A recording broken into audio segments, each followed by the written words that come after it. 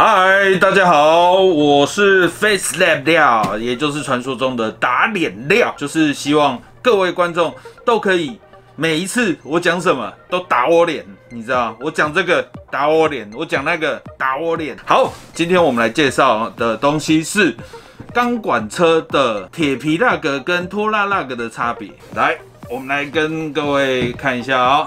这个东西就是所谓的铁皮蜡格，某荷兰 G 牌，对，不是台湾有捷安特，荷兰有拖拉的蜡格。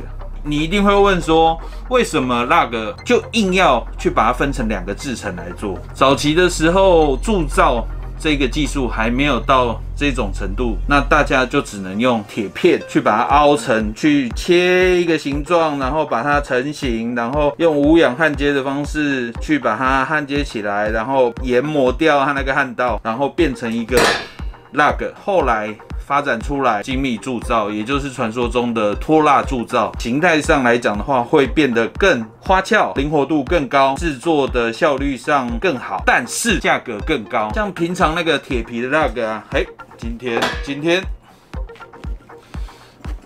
我替大家准备了一个神秘的宝盒。噔噔噔噔，哈哈哈哈！有准备这个铁皮的那个，还有你看啊，跟铸造的零件。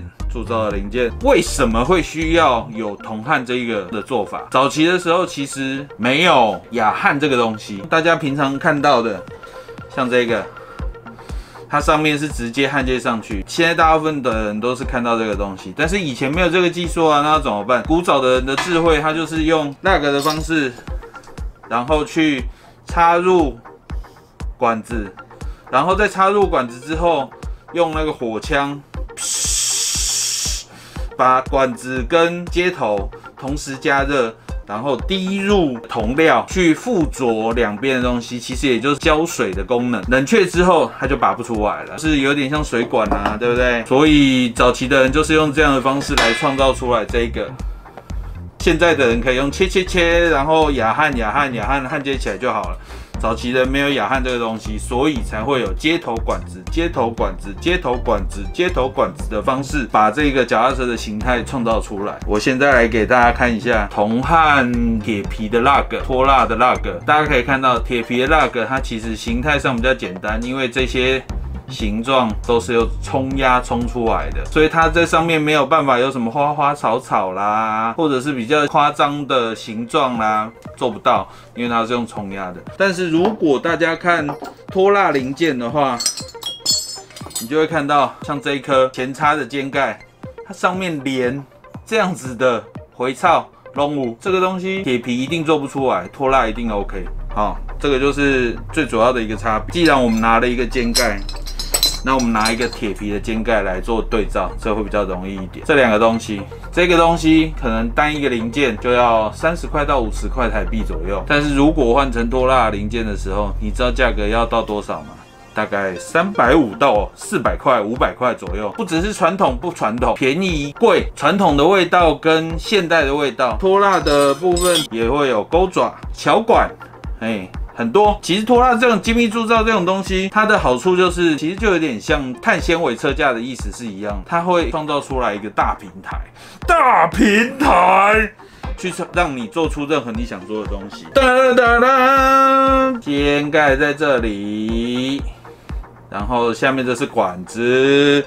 管子下面又有一个拖蜡的钩爪零件。不知道这样子的讲解，大家是不是还不会觉得太无聊呢？我要打脸！好，快打我脸！要打脸！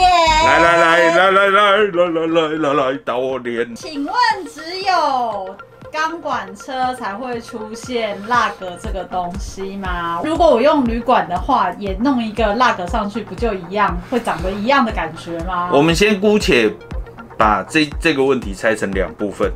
第一个部分就是所谓的接头不接头的问题，也就是蜡格不蜡格的问题。